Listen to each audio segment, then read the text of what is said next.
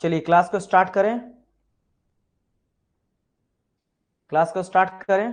चलिए 20 बच्चे लाइव आ चुके हैं, 21 आ चुके हैं।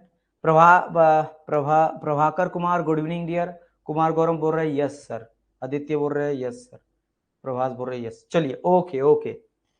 खुशबू बोल रही है यस। चलिए तो जितने बच्चे अभी जुड़े हैं सारे बच्चे को very good evening to all of you. As you know that अभी हम लोग इंजीनियरिंग मैकेनिक्स को स्टडी कर रहे थे नाइट, एंड इंजीनियरिंग मैकेनिक्स का ये हो जाएगा 4th लेक्चर। इससे पहले 3 लेक्चर आ चुका है।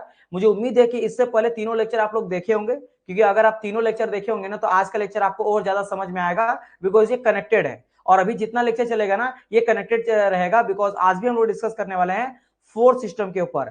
तो फोर्थ सिस्टम के ऊपर हम लोग क्या करेंगे, कुछ लॉज के बारे में डिस्कस करेंगे। जैसे इससे प्रीवियस में मैं आपको समझाया था कि जो मेरा फोर्थ सिस्टम होता है उसमें दो तरह का फोर्स के बारे में बात किए थे। एक तरह होता तो पैरेलल फोर्सेस।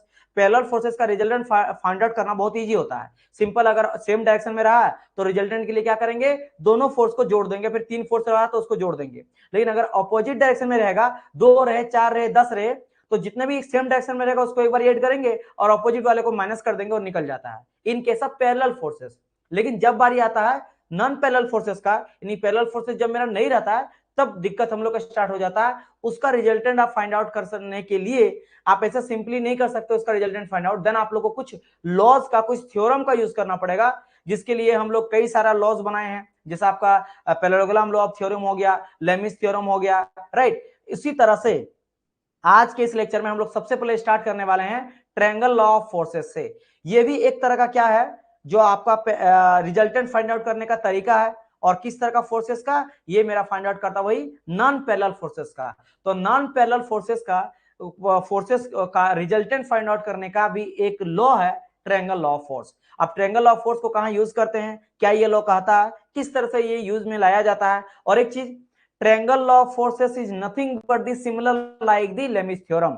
ये आप जब लास्ट में जाओगे ना तब आपको समझ आएगा कि कहीं ना कहीं ये मेरा समथिंग आपको जो जैसा लगेगा कि भाई ये भी मेरा लेमिस थ्योरम जैसा ही है। ज्यादा अंतर यहाँ पे आप लोगों को देखने को यहाँ पे नहीं मिलेगा। लेकिन जो भी है, जो भी चीज इसमें न्यू रहेगा उसके बारे में चलिए डिस्कस करते हैं, है ना, क्योंकि क्वेश्चन पूछा जाता है इससे भी, तो डिस्कस करते हैं 1 बाय 1 करके। चलिए कोई बात नहीं, जो इससे पहले लेक्चर नहीं देखे होंगे आप टाइम निकाल के जरूर देख लेना, आप ज्यादा कनेक्ट कर पाओगे। फिर भी मैं ट्राई करूंगा जो भी चीज बताऊंगा ताकि आप जो बच्चे नहीं भी देखें इससे पहले लेक्चर वो भी समझ जाए। तो चलिए डिस्कस करते हैं कि ट्रायंगल लॉ ऑफ फोर्स क्या होता है और इस फोर्स में क्या कहता है और कैसे हम लोग ट्रायंगल लॉ ऑफ फोर्स के थ्रू किसी भी नॉन पैरेलल फोर्सेस का रिजल्टेंट को फाइंड आउट करते हैं। पहली बात, इसका सबसे पहला कंडीशन कहा गया है इफ 3 कोप्लेनर फोर्सेस, मतलब सबसे पहली बात क्या कहा गया है कि कोप्लेनर फोर्सेस होना चाहिए।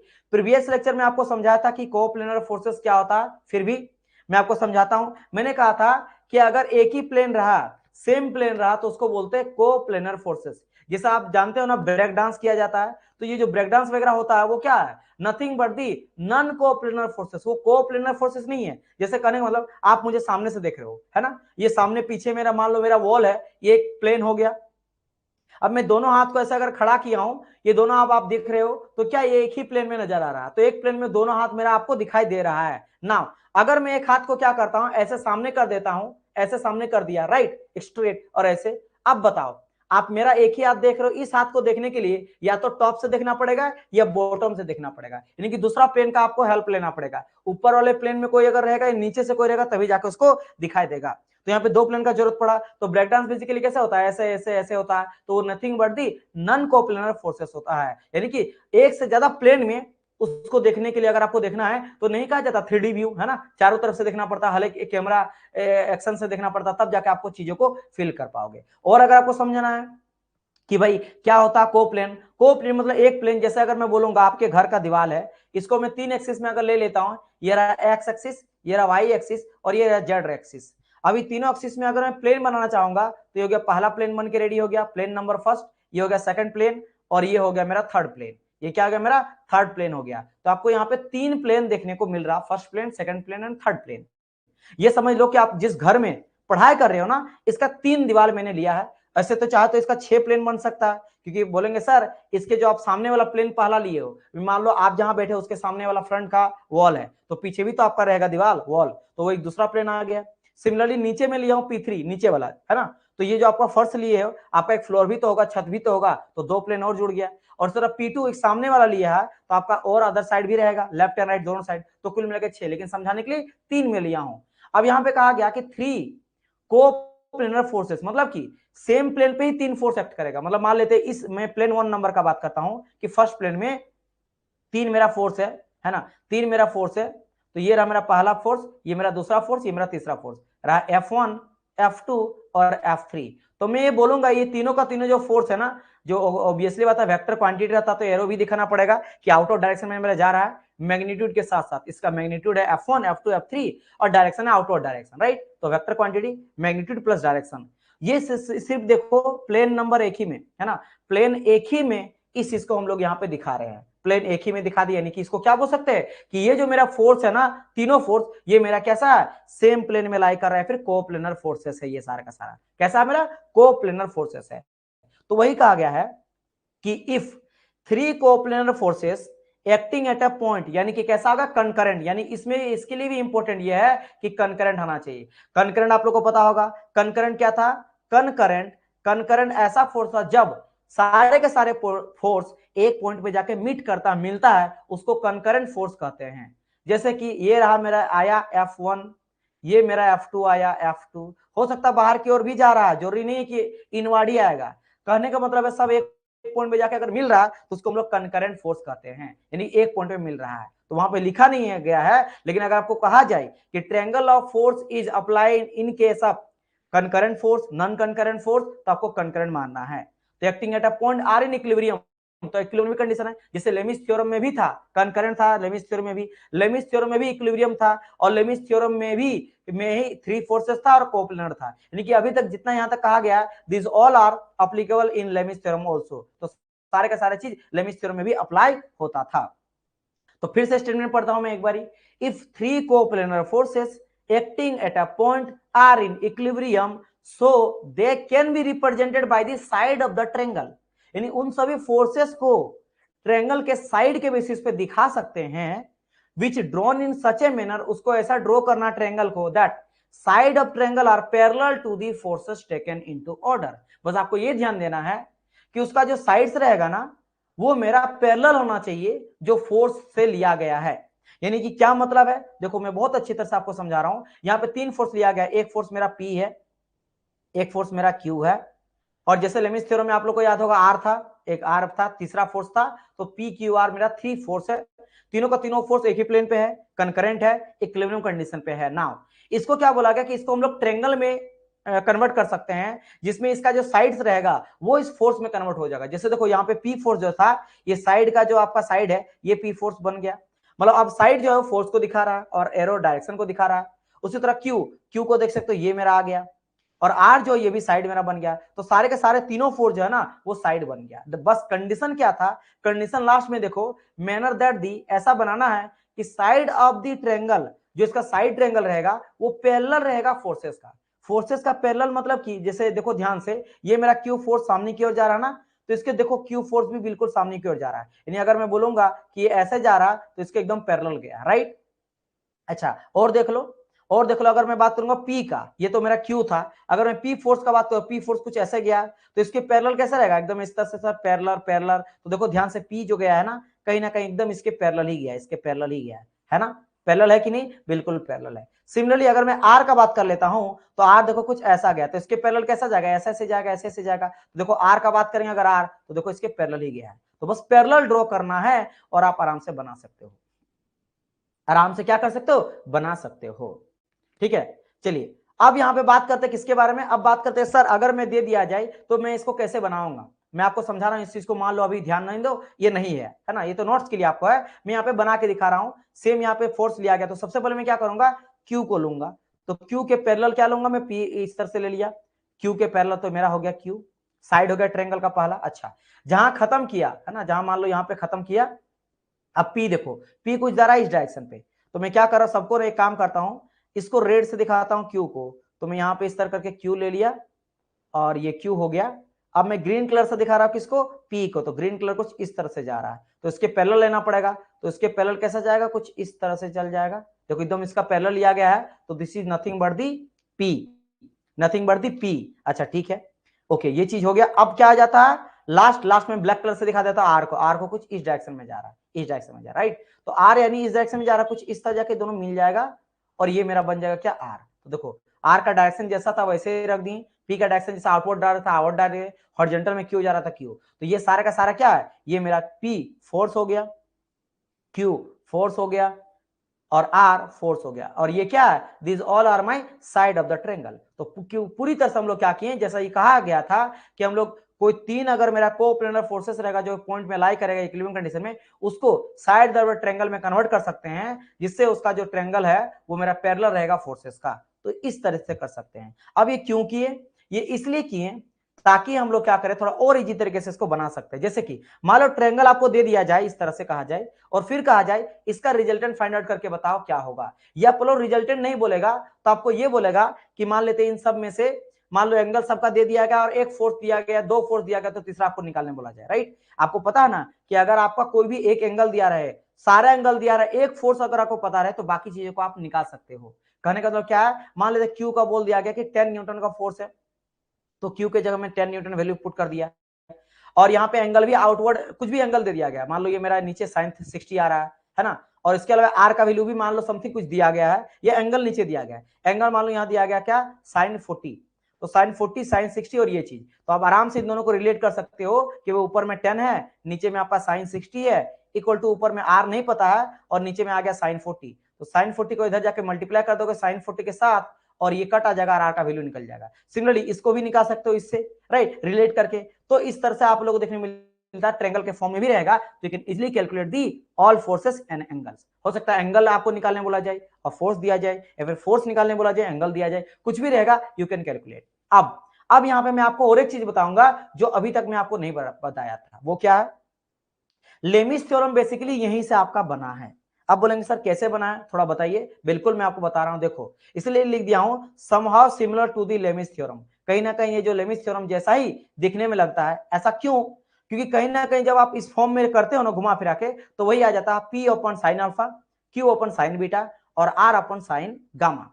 तो याद करो लेमिस थ्योरम में भी तीन फोर्स था, और हम लोग क्या देखे थे, लेमिस थ्योरम क्या कहता है, कोई भी फोर्स और डिवाइड बाई साइन, और साइन हम लोग देते थे रेशियो ऑफ साइन, और साइन किसका लेते थे, angle between the two force, remaining two force.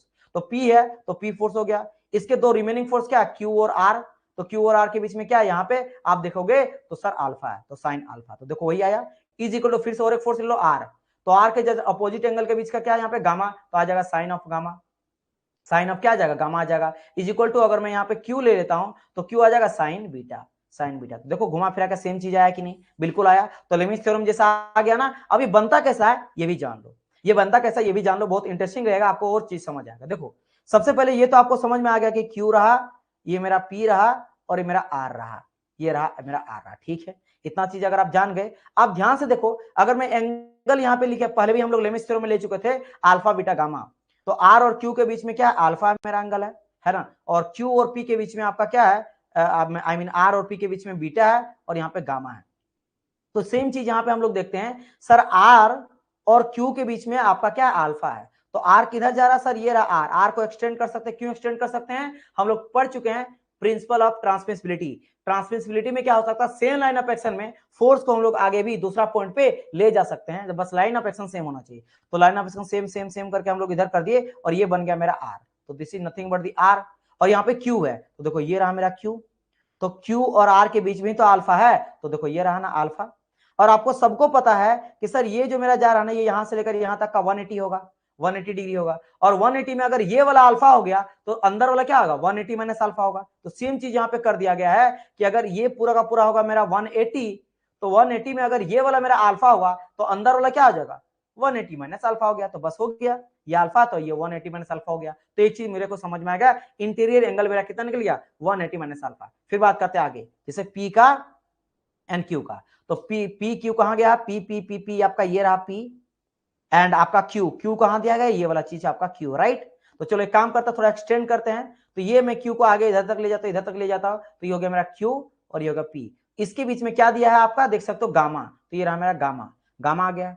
अब आपको फिर से पता है कि सर ये यहां से लेकर यहां तक तो 180 आ जाएगा, और ये वाला चूंकि गामा दिया है तो अंदर वाला क्या कौन हो जाएगा, ये वाला, ये हो जाएगा 180 माइनस गामा। तो सिंपली यहाँ पे क्या कर दिया गया, 180 माइनस गामा। सिमिलरली अगर मैं बोलूंगा पी और आर के बीच में बीटा दिया है, ये रहा मेरा पी को आगे एक्सटेंड कर दिए, पी और आर, इसके बीच में दिया क्या है, बीटा दिया है। तो भाई साहब ये यहां से लेकर यहां तक 180 होगा, तो अगर ये वाला बीटा है तो अंदर वाला क्या आ जाएगा, 180 माइनस बीटा आ जाएगा। तो 180 माइनस बीटा कर दिया गया। अब इसको हम लोग किस फॉर्म में लिखते हैं, तो इसको हम लोग ऐसा नहीं लिखेंगे कि दो जो फोर्स है उसके बीच का रिमेनिंग एंगल लेते हैं, दो रिमेनिंग फोर्स के बीच का एंगल नहीं, ये सामने वाले एंगल को हम लोग लेके चलते हैं। अगर ट्रेंगल कोई दे तो सामने वाला एंगल, जैसे मान लो पी है तो पी अपॉन साइन, आप यहां भी साइन यूज करेंगे, फोर्स मान लो पी ए जा रहा ना, पी ए जा रहा, पी जा रहा, पी जा रहा, ये पी जा रहा है, तो पी के जस्ट आपके क्या करेंगे, साइन लेंगे, लेकिन एंगल कौन सा लेंगे, देखो जस्ट आपके सामने वाला है, तो सामने वाला एंगल कौन सा है आपका, देख सकते हो 180 माइनस गामा। तो 180 माइनस, एक सेकंड,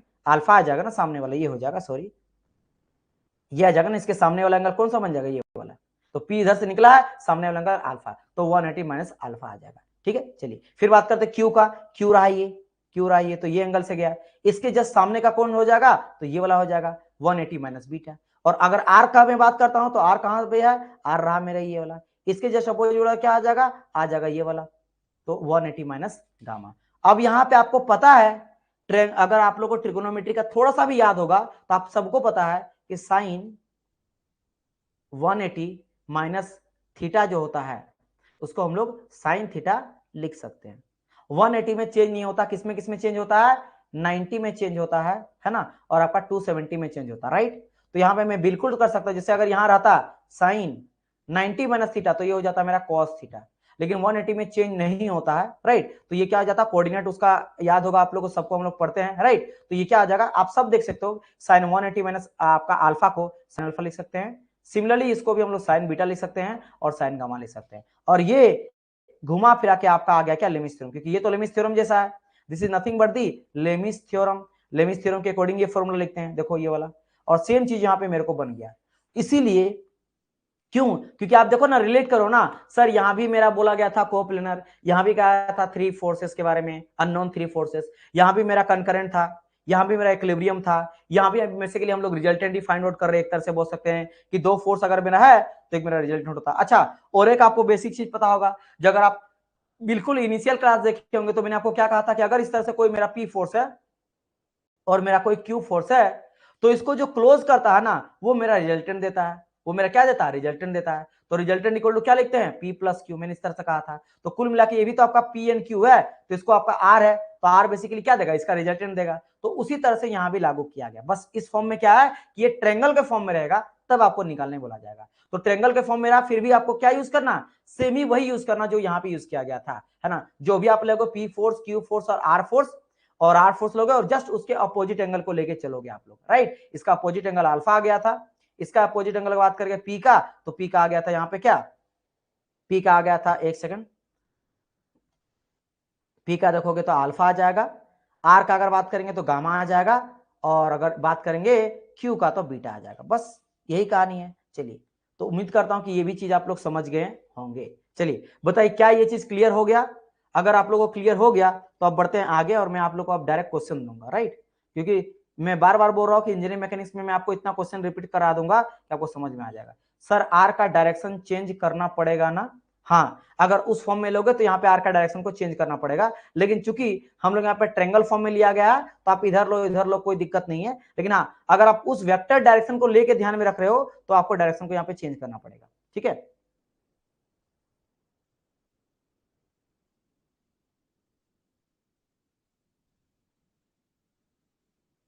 हाँ रिजल्ट, लेकिन अभी फिलहाल रिजल्ट को नहीं बोल रहे हैं ना, अभी बस ये फोर्स है, क्योंकि ये भी एक तरह का फोर्स में बोला हूं, ये भी एक तरह का मैं फोर्स बोला हूं, है ना, और ये भी एक तरह का मैं फोर्स बोला हूं, इसलिए मैं यहाँ पे डायरेक्शन को चेंज नहीं किया। मुझे भी पता है कि आप लोग ये चीज क्वेश्चन पूछोगे, वेरी नाइस, अच्छी बात है, ये फोर्स है।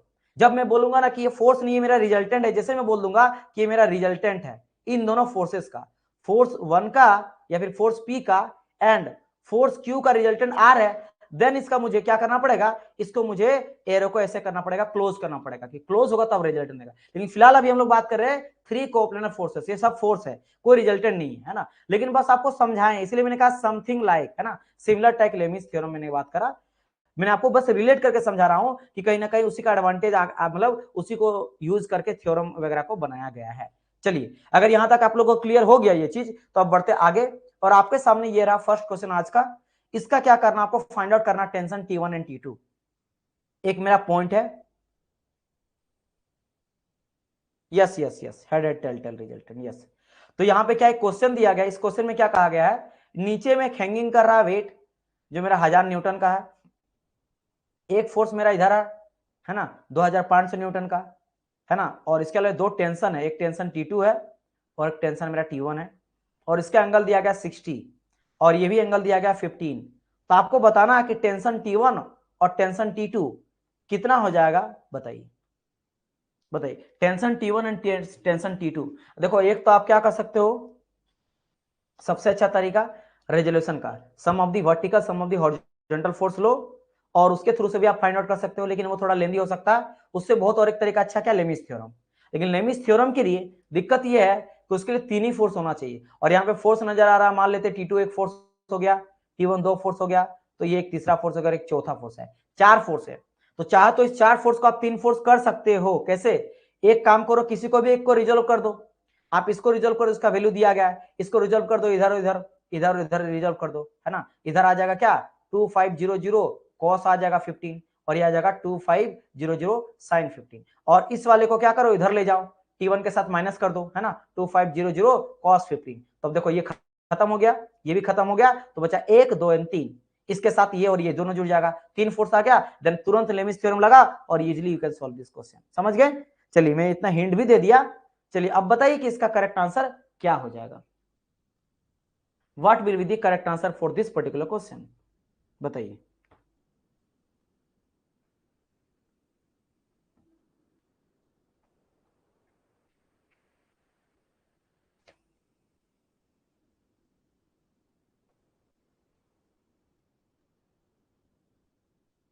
अच्छा कोई बात नहीं, तब मैं सॉल्यूशन करके आपको बताता हूं, बस तरीका आपको पता होना चाहिए, है ना।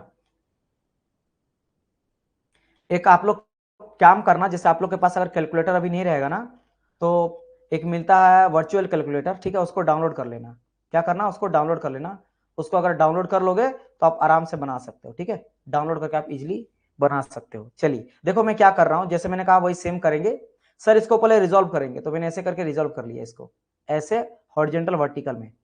तो इधर आ जाएगा मेरा 2500 एंड कॉस 15, और इधर आ जाएगा 2500 साइन 15।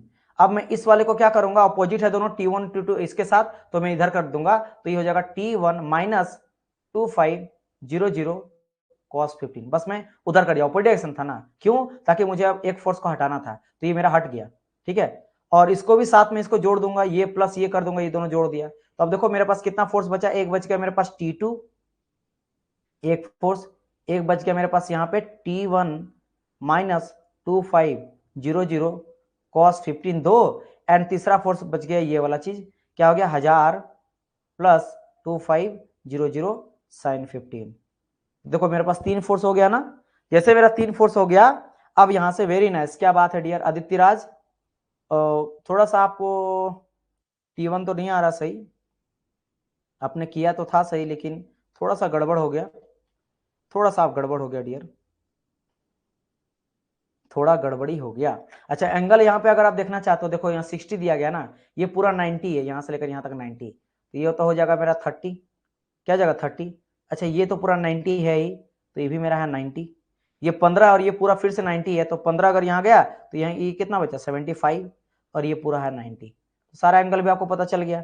तो अब देखो एंगल कैसे निकलेगा, T2 और T1 के बीच में तो 60 आ गया, एंड T2 T2 ये एंगल तो पूरा हटा ही दिया गया है, तो पूरा अगर मैं जोड़ूंगा कहां तक, यहां तक जोड़ूंगा, तो जोड़ूंगा तो यहाँ पे 90 कितना जाएगा, ये पूरा का पूरा बात करेंगे तो 30 प्लस 90 प्लस 15 एंड प्लस 75, है ना, तो 15 यहाँ पे 90 आ गया, 90 90 180, 180 210, ये पूरा 210 निकल जाएगा, ठीक है, टोटल 210 निकल गया, और यहाँ पे आ गया ये चीज 90।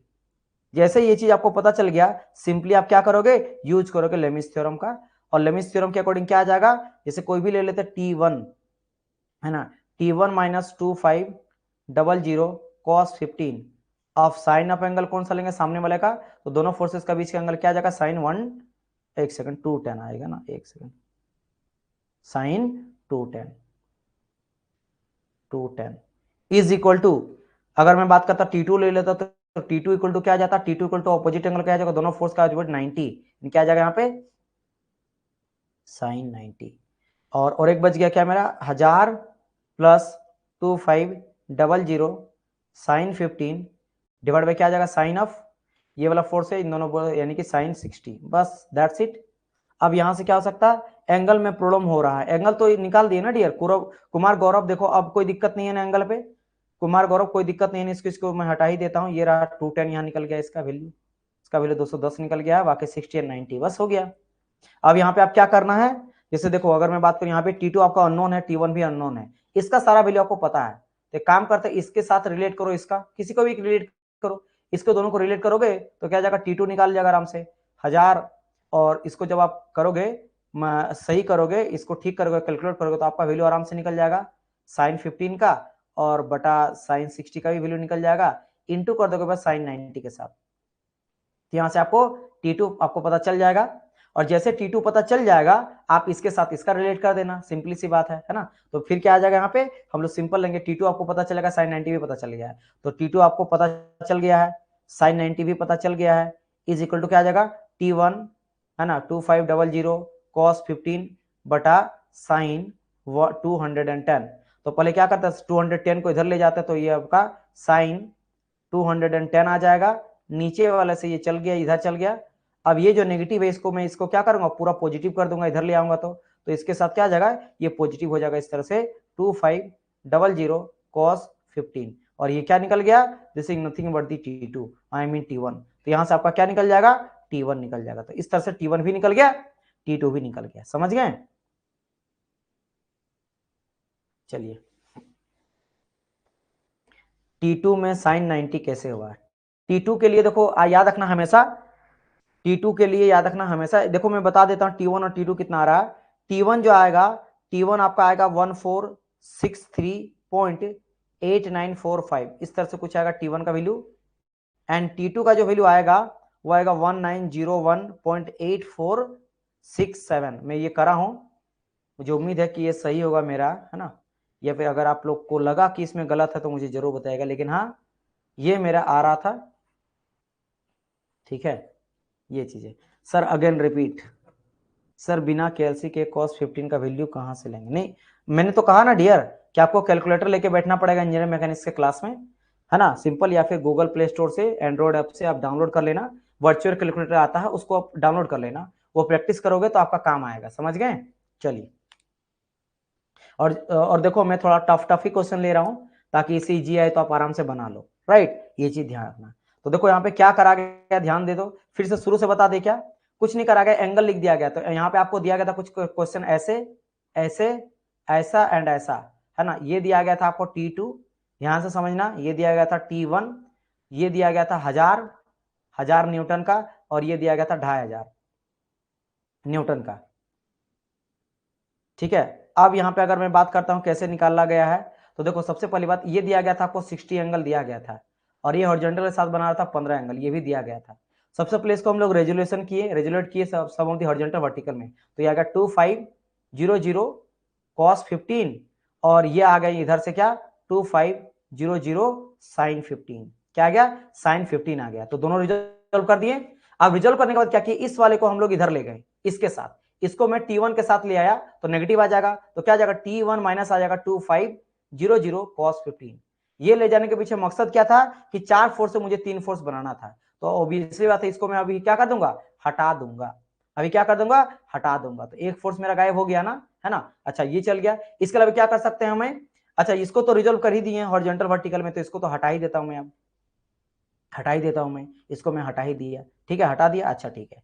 अब इसके साथ भी दोनों को ऐड कर दिया, 2500 साइन 15 एंड 1000, तो ये दोनों को भी ऐड करके एक साथ मैंने कर दिया, तो 3 फोर्स आ गया। अब एंगल देख लो, एंगल ये दिया गया था हॉरिजॉन्टल के साथ, एक था 15 डिग्री, और ऑब्वियसली बात है ये जो है ना ये ऐसे जाएगा तो ये 90 बनाएगा, तो 90 के साथ ये क्या आ जाएगा, आपका अगर ये 60 दिया तो 30 आ जाएगा, क्योंकि ये पूरा का पूरा वैल्यू 90 आ जाता है, तो ये हो गया, ये भी पूरा 90 आ जाता, तो यहाँ पे 90 ले लो, ये 15 दिया, ये भी 90 पूरा बनाएगा, तो 15 दिया गया है तो 75 आ जाएगा, और ये भी आपका आ जाएगा 90। तो देखो सब कुछ पता चल गया।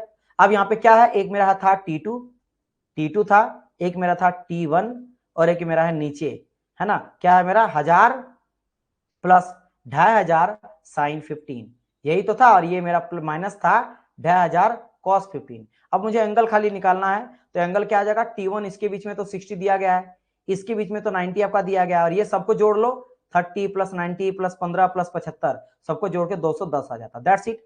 अब हम लोग कैसे लिखेंगे, ये अगर आपको कोई लड़का पूछा है कि कैसे हुआ, वो भी जान लो। तो सिंपल क्या करते हैं डियर, पहले हम लोग एक फोर्स लिखे, दिस इज फर्स्ट फोर्स ये वाला है, तो इसके दो भी अपोजिट आपका फोर्स है, जो अपोजिट फोर्स कौन कौन सा है इसका, इसके अपोजिट फोर्स है मेरा T2, और आपका ये वाला फोर्स, इसके बीच का एंगल कितना है, तो इसके बीच का एंगल ये वाला लेना है ना, तो 210, तो नीचे 210 आ गया। अब बात करते हैं T1, तो T1 अगर मैं यहाँ पे लेता हूं, है ना, किसको लेता हूं मैं, T1 को अगर लेता हूं, तो T1 कौन सा डियर स्टूडेंट, एक सेकेंड, हाँ, T2 अगर मैं यहाँ पे T2 लेता हूं, T2 है तो T2 कौन सा T2, तो इसके जस्ट अपोजिट कौन कौन सा फोर्स है, इसके अलावे दो फोर्स आपका ये है और ये है, तो इसके बीच का एंगल कितना है, 90 है, इसलिए 90 लिया गया है, और लास्ट आपका नीचे वाला, तो नीचे वाला 1000 है, इसके जो अपोजिट फोर्स कौन कौन सा है, अपोजिट है ये वाला और ये वाला, तो इसके बीच कितना 60 एंगल है, तो नीचे 60 ले लिया गया। कोई दिक्कत नहीं है ना यहाँ पे, बताइए। ओहो, बार बार क्यों आगे पीछे हो जाता है, ओके।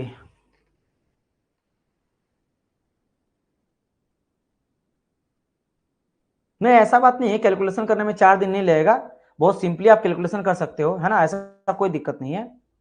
देखो यहाँ से cos 15 तुरंत निकल जाएगा, है ना, sin 15 तुरंत निकल जाएगा, इसका साथ इंटू करके कर दोगे, आपको लग रहा बड़ा है, बट ऐसा कुछ भी नहीं है ना, ऐसा कुछ भी नहीं है। मेरे पास अगर रहता तो मैं 10 सेकंड में ये चीज करके दे देता, या आप कर लग रहा है, ये तो बात है ना, पहले ट्राई करना, आपको फिर लगेगा लेंदी तब ना आप बोलोगे। देखो सिर्फ चीज को सोल्यूशन आप लोगों को कर दिया गया है, नोट्स के लिए आप यूज कर लेना, है ना, कुछ भी नहीं है डियर, ये बहुत जल्द आपको वैल्यू पता चलेगा। इसका वैल्यू निकालना एक बारी, 2500 cos 15 कर देंगे और 2500 sin 15 कर देंगे, उसके साथ 1000 को जोड़ देंगे, T1 के साथ माइनस कर देंगे, और ये sin 210 90 और 60 तुरंत तुरंत निकल जाएगा, फिर आपका हो जाएगा कहानी, है ना, तो ये उतना बड़ा नहीं है। हाँ, क्वेश्चन ऐसा ही आएगा, हाँ ये बोल सकते हो कि क्वेश्चन का वैल्यू जो है ना, वो आपको कुछ ऐसा देगा जो ज्यादा लेंदी ना रहे, समझ गए, समझ गए कि नहीं, ठीक है। अब ये पूरी तरह से डिपेंड करता है कि किस तरह का क्वेश्चन देता है, लेकिन हाँ ये जान लो कि अगर मान लो इजी रहा तो आपको कुछ ऐसा क्वेश्चन देगा जो डिग्री वगैरह डायरेक्ट निकल जाए, जैसे साइन 30 का वैल्यू दे देगा, ऐसा बनाएगा क्वेश्चन कि ऑटोमेटिकली साइन 30 cos 45 जो डायरेक्ट आप डायरेक्ट ला सकते हो, और ज्यादा हौच पौच नहीं होगा, है ना, समझ गए, वही करेगा और क्या करेगा। चलिए, अगर ये क्वेश्चन समझ गए होंगे, आंसर चेंज आ रहा है, अच्छा ठीक है, आप देख लेना अच्छे तरह से, है ना, लेकिन प्रोसेस समझ गए ना। चलिए अब नेक्स्ट क्वेश्चन की ओर बात करते हैं, नेक्स्ट क्वेश्चन की ओर बात करते हैं।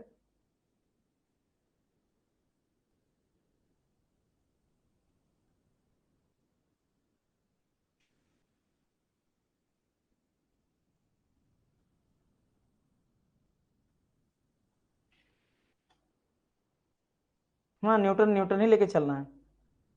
क्या आ रहा है यहाँ पे, T2 आ रहा है, बोल रहे हैं 1647 आ रहा है चंदन, और T1 आ रहा है, ठीक है, हो सकता है कि आपका सही है, कोई दिक्कत नहीं है, प्रोसेस जान गए ना, या फिर मुझे इसको एक बार चेक करना पड़ेगा, लेकिन मैं भी आज KLC लेके नहीं बैठा हूं अभी, नहीं तो मैं कर लेता अभी, है ना, कोई दिक्कत नहीं, इट्स ओके। अगर ऐसा होता तो मैं फिर से एक बार रीचेक कर लूंगा, और मैं आप लोग का वैल्यू जो है सही वैल्यू डाल के आपको PDF दे दूंगा, ठीक है, या आप करेक्ट कर लेना, कोई दिक्कत नहीं है। देखो मैंने आपको प्रोसेस समझाना है, बाकी KLC तो कैलकुलेटर करना तो वो आपकी हर कोई जानता ही है, सब इंजीनियर है, सबको पता है कैसे करना कैसे नहीं करना, और नहीं तो प्रैक्टिस करना।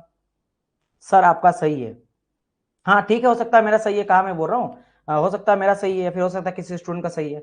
अब मुझे यहाँ पे फिर से वेरीफाई नहीं कर रहा हूँ, टाइम भी लग जाएगा, फालतू का टाइम मैं नहीं वेस्ट करना चाह रहा हूँ, है ना, तो बस मैं प्रोसेस आपको बता दिया, कैसे सॉल्यूशन करना है ये बता दिया।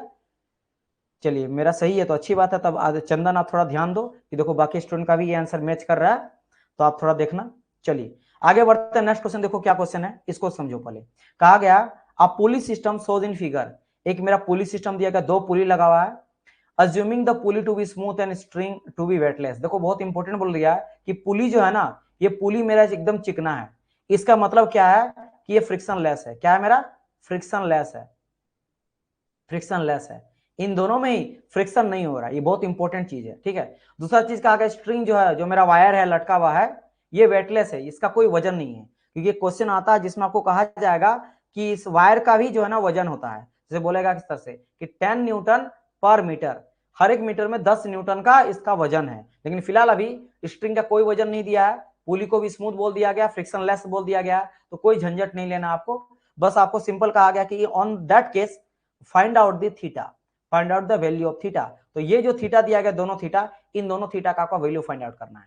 समझ गए क्या है? सिंपल है कि इस तरह से दो पुली दिया गया है और पुली को क्या करा गया, इस तरह से वायर से लटका हुआ है, ऐसे वायर से लटका हुआ है ना, ऐसे वायर से लटका हुआ है। और फिर यहाँ पे एक वजन को लटका दिया गया है, यहाँ भी एक वजन को लटका दिया गया, इसको भी वजन को एक लटका दिया गया, जो कि ये 10 का है ना, ये 10 का, और ये मेरा 15 न्यूटन का है बस।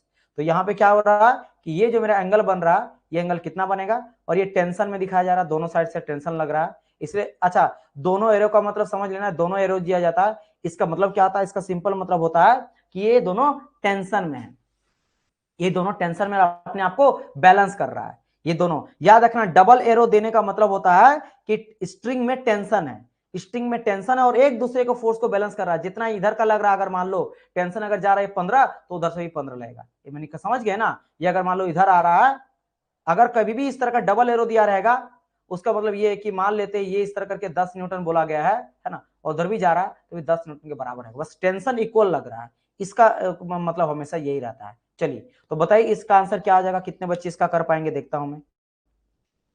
आराम से बन जाएगा, है ना। बस आपको थोड़ा सा दिमाग लगाना है, अगर आप थोड़ा लगाओगे सोचोगे तो हो जाएगा, नहीं होगा तो मैं आपको सोल्यूशन करूंगा। मैं पक्का बताता हूं कि इस तरह का क्वेश्चन अगर आप लगा लोगे तो आप फिर कोई भी क्वेश्चन आए आप हड़बड़ाओगे नहीं और आराम से सोल्यूशन कर लोगे।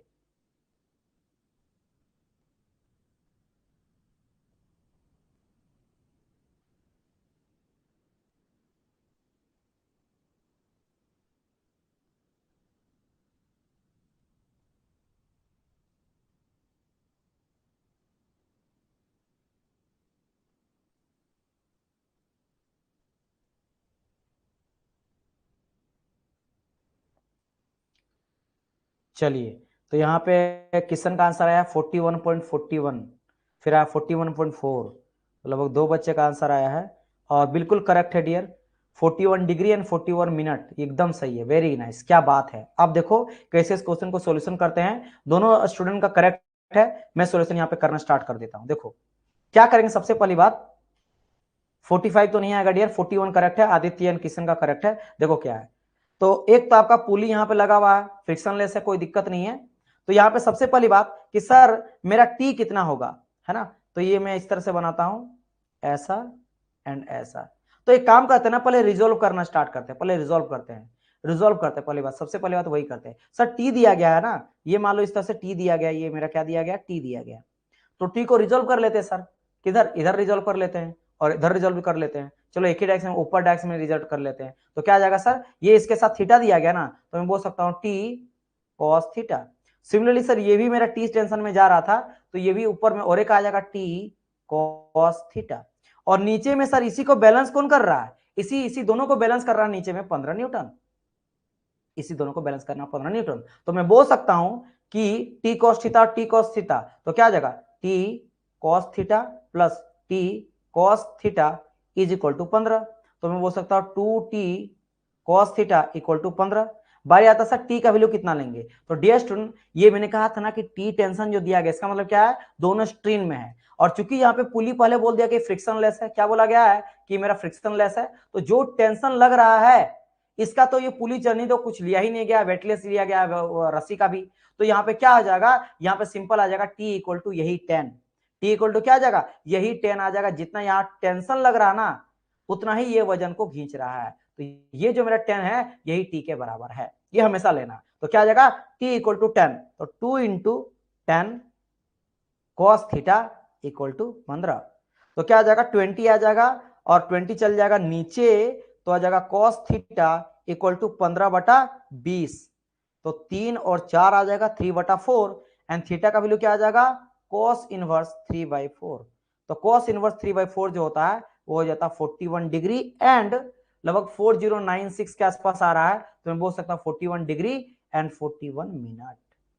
तो this is the answer, this is the answer. यही आपको थीटा का वैल्यू पूछा गया था, तो यही मैंने निकाला। समझ गए? तो दिस इज द आंसर। दोनों थीटा रे बात एक ही है। यस 3/4 बिल्कुल सही है अहमद। रुपेश 53 आप बोल रहे हैं।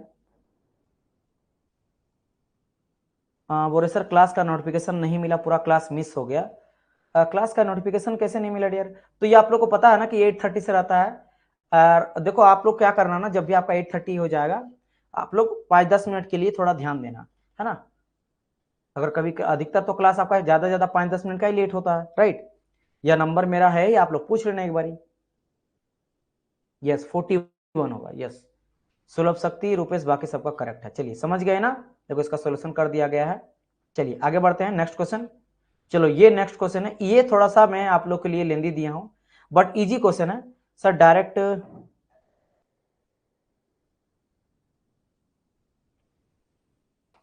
क्या बोले विकास, समझ नहीं आ रहा आपने क्या लिखा है।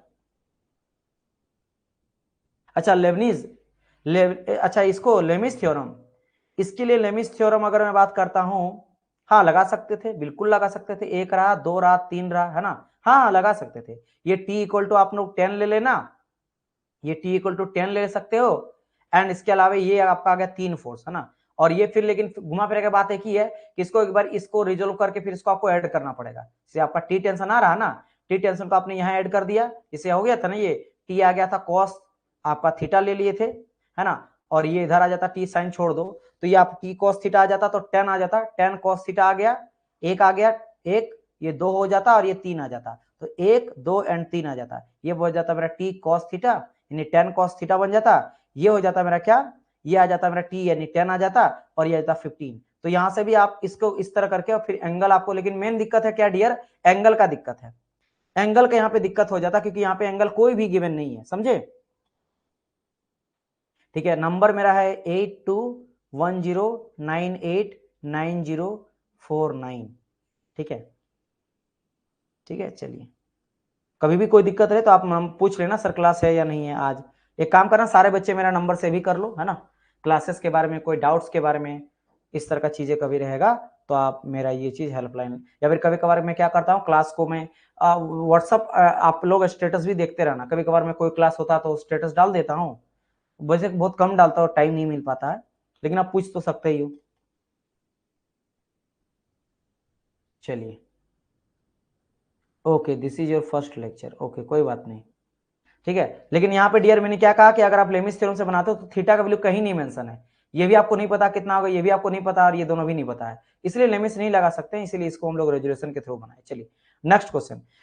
जैसे मैं बोला कि इट्स अ लेंदी क्वेश्चन, ये थोड़ा कैसा है, लेंदी क्वेश्चन है, बट बात ये है कि इस क्वेश्चन को आप बना सकते हो अच्छी तरह से, क्योंकि मैं आप लोग को देखो, प्रिपरेशन अगर आपको बहुत अच्छे से करवाना है तो थोड़ा थोड़ा अच्छा अच्छा क्वेश्चन तो मुझे देना ही पड़ेगा आपको, है ना। थोड़ा अच्छा अच्छा क्वेश्चन देना पड़ेगा। अच्छा अच्छा क्वेश्चन अगर बना लिए ना, तो फिर हलवा जैसा क्वेश्चन आपको बहुत मजेदार लगेगा। ठीक है, तो जितना भी कड़ा मेहनत है यही कर लो, ताकि जब एग्जाम में जाओ तो आपको लगेगा सर क्या बच्चा बच्चा क्वेश्चन आया था, है ना।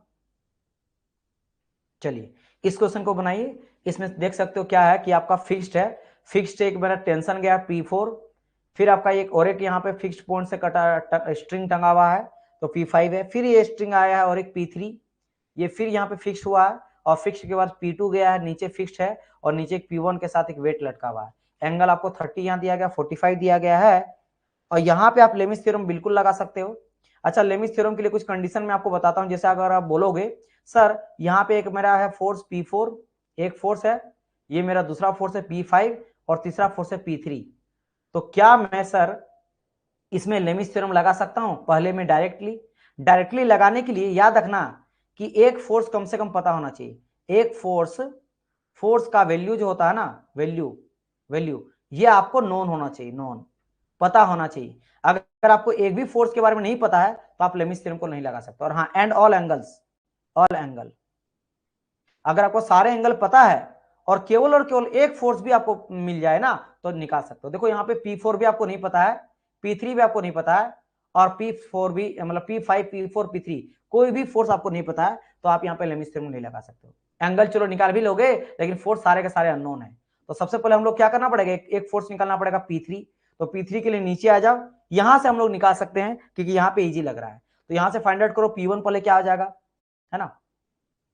P1 तो हर कोई बच्चा बोल देगा सर P1 इक्वल टू 500 हो जाएगा। क्यों, मैं आपको पहले बताया था कि जब भी डबल एरो दिया रहेगा, डबल एरो का मतलब क्या कि ये जो आपका P1 है, डबल एरो का मतलब क्या होता है कि जो टेंशन मेरा इधर ला रहा है, ये जो टेंशन मेरा है, ये टेंशन आ रहा है नीचे की ओर, ये मेरा 500 जो है ना बैलेंस करके रख रहा है, 500 कर रहा है, बैलेंस कर रहा है। मतलब डबल एरो का मतलब क्या है कि स्ट्रिंग टेंशन में है, और टेंशन में यानी बैलेंस कर रखा है। वो जो P1 फोर्स दिया है, मान लेते P1 फोर्स में ऊपर की ओर लेता हूं, तो इसको बैलेंस कौन कर रखा है, बैलेंस कर रखा है मेरा ये 500 न्यूटन। तो मैं बोल सकता हूँ P1 इक्वल टू 500।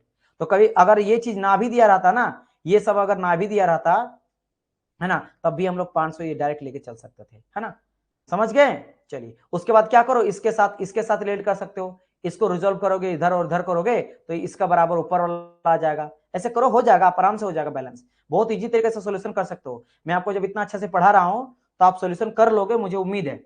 और नहीं तो मैं तो बैठा हूं करवाने के लिए। तो काम करता है, इसको सोल्यूशन में स्टार्ट करता हूं, समझे। चलिए मैं इसको सोल्यूशन स्टार्ट करता हूं और देखिए कि इस तरह का क्वेश्चन को कैसे डील करना है ना, कैसे डील करना समझो। सबसे पहले मैं इस पॉइंट को उठाता हूं, ऊपर वाले को अभी फिलहाल के लिए भूल जाओ।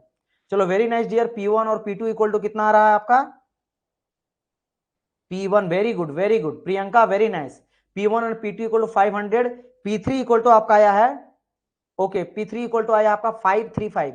एक सेकंड में उसको कन्वर्ट नहीं किया हूं, 500√2 आ रहा है क्या P3 आपका, क्या 500√3 इक्वल टू 353.5 होता है।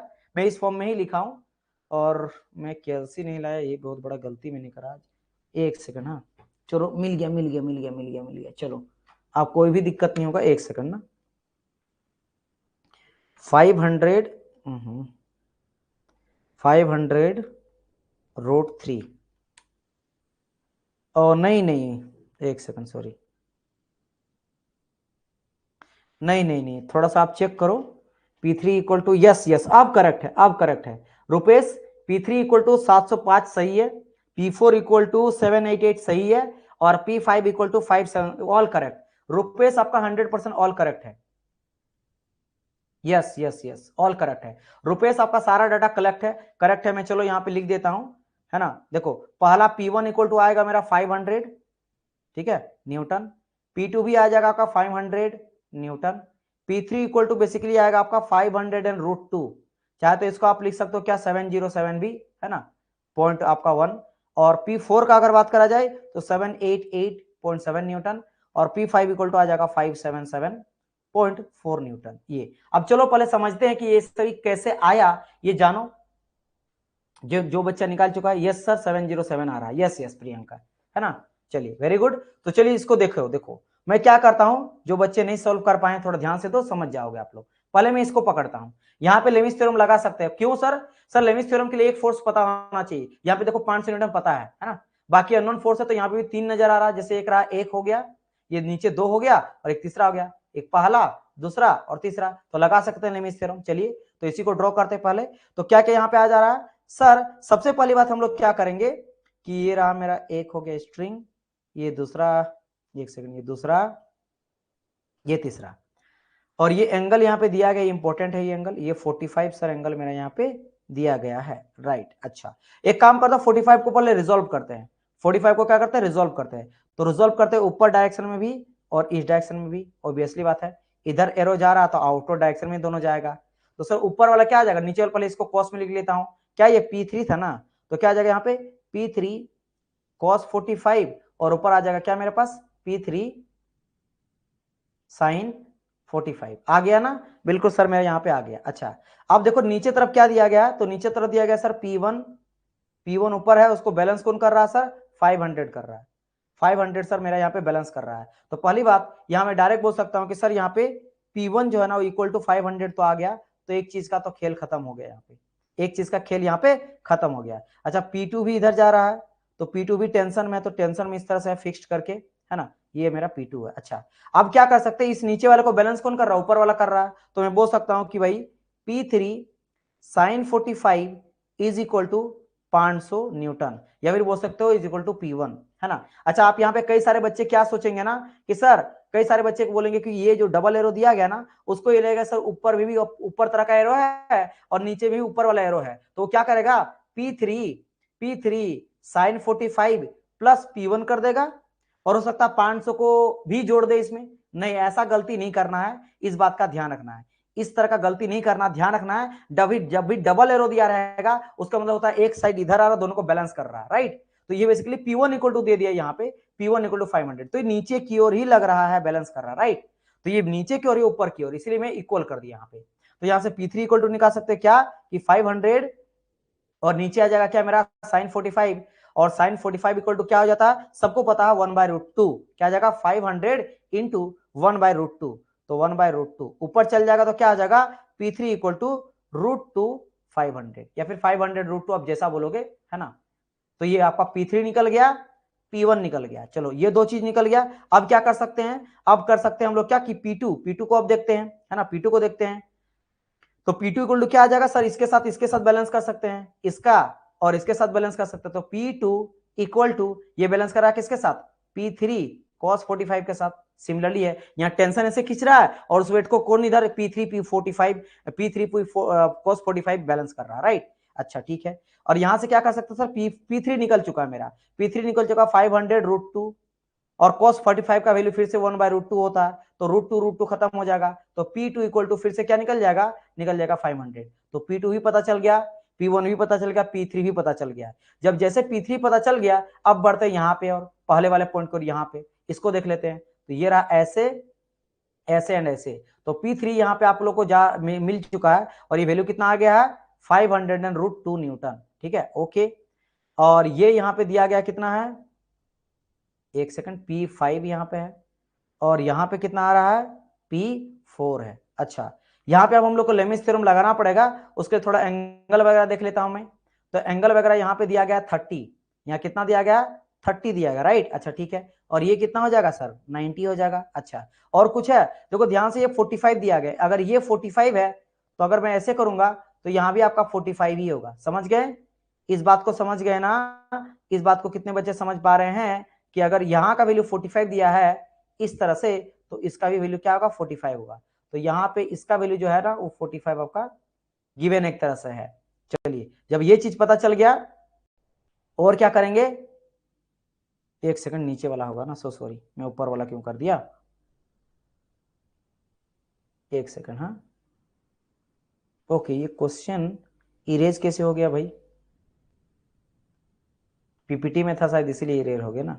ये वाला 45 होगा डियर, ये 45 होगा, ठीक है। तो ये वाला क्या आ जाएगा 45 हो जाएगा, क्योंकि ये जो है ना ऐसे एक मेरा यहाँ पे 45 ये दिया गया था, तो 45, और अगर मैं बात करते पूरा का पूरा 90 हो जाएगा, तो ये 60 आ जाएगा।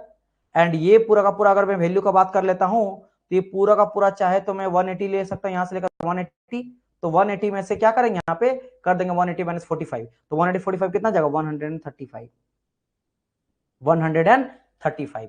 तो कुल मिला के क्या क्या मिला एक बार में रिफ्रेश कर देता हूं कि ये मेरा गया है P5, है ना, एंड ये गया है मेरा P4, यहां पे एक सेकंड, सो सॉरी, देखो ये सभी लेंदी क्वेश्चन है, मैं चाह रहा हूं ना एक क्वेश्चन से ही 10 तरह का आप लोग सारे क्वेश्चन बनाना सीख जाओ। और ये आपका P3 जो दिया 502 न्यूटन, और एंगल आप निकालते हैं फटाफट, तो एंगल क्या आ जाएगा, ये पूरा का पूरा एंगल, तो 60 और 45 कितना हो जाएगा 105, इस एंगल का बात करेंगे 90 और यहाँ पे 30 यानी 120, है ना। और ये अगर बात करा जाए, इसका बात करा जाए तो 135, बस खेल खत्म हो गया, है ना, खेल खत्म हो गया। अब यहाँ पे सिंपल वैल्यू पुट करो कि P4 अपॉन साइन ऑफ क्या आ जाएगा 105, क्योंकि P4 का अपोजिट एंगल 105 है यहाँ पे, फिर आ जाएगा is equal to P5 equal to opposite angle क्या आ जाएगा 135, तो साइन ऑफ 135 इक्वल टू आपका 500√2 इक्वल टू कौन सा एंगल लेंगे साइन 120। देखो यहां से आपको पता है, यहां से P5 निकल जाएगा और फिर यहां से P3 निकल जाएगा, बस हो गया खेल खत्म, ठीक है। बट इट्स अ लेंदी, मैंने पहले कहा कि ये मेरा कैसा है लेंदी क्वेश्चन है ना, लेंदी है, बट मैं लेंदी जानबूझ के इसलिए रखा हूं ताकि आप लोग जो है अगर लेंदी क्वेश्चन को लगाना सीख जाओगे तो फिर सभी तरह का क्वेश्चन आराम से कर लोगे। क्या ये सभी चीजें समझ आया या कोई कंफ्यूजन है तो मेरे को बताओ। कोई कंफ्यूजन तो नहीं है? सारे बच्चे एक बार यहाँ से मेरे को बताना कि ये सर समझ गए हर एक चीज, और कोई दिक्कत है तब भी मेरे को पूछो। दिक्कत नहीं है तो आप लोग को यस करना है, मैं आगे बढ़ूंगा। दिक्कत नहीं है तो आप लोग बताइए कि यस सर क्लियर हो गया। Done, okay. इसको अच्छे से देखना, आपको समझ में आ जाएगा। बाकी आंसर तो बहुत अच्छी तरह से सजा के आपको लिख दिया गया, देखो बहुत अच्छी तरह से स्टेप बाय स्टेप। सबसे पहले यहाँ आपको आना है, सबसे पहले यहाँ पे पूरा आपको कहा गया है, फिर इसे निकाला गया वैल्यू सब, फिर आपको यहाँ आ जाना है, फिर यहाँ पे वैल्यू निकाला गया, फिर लेमिस थ्योरम यहाँ पे लगाया गया। तो बहुत अच्छी तरह से मेंशन करा गया है, ईच एंड एवरीथिंग आपको सारी चीज समझ में आ जाएगा, तो बिल्कुल टेंशन नहीं लेना, ठीक है। चलिए क्लियर। एक सेकंड, ये चीज ठीक है। आज हम लोग इसके बाद भी इंजीनियरिंग मैकेनिक्स का ही क्लास लेंगे, है ना। इंजीनियरिंग मैकेनिक्स का भी और एक क्लास आपका होने वाला है। चलिए, तो ये एक और एक क्वेश्चन है, इसमें देखो क्या करा गया ना, जो आपका पुली है उसको देखो वजन लिया गया। देखो यहाँ पे कहा गया हैवी यूनिफॉर्म रोप, एक रोप है जो 6 मीटर लंबा है, जिसका वजन दिया गया पर मीटर, हर एक मीटर में 15 न्यूटन का इसका वजन है ना। समझ गए। इससे पहले जैसे क्वेश्चन बनाए थे ना पुली वाला, इस वाला पुली में क्या कहा गया था कि पुली जो है उसका कोई भी वजन नहीं है, वेटलेस है। इस बार वजन लिया गया है। एक इस तरह का भी क्वेश्चन आ जाता है, तो मैं आपको लगभग हर एक क्वेश्चन करा दे रहा हूं, जैसा जैसा क्वेश्चन पूछ जाता है, मतलब कहां से पूछा जाएगा, है ना। ज्यादा ज्यादा तो हर तरह का मैं क्वेश्चन करा दूंगा। इसको मैं करवा दूंगा नेक्स्ट क्लास में, अभी फिलहाल इसको रहने देते हैं अभी।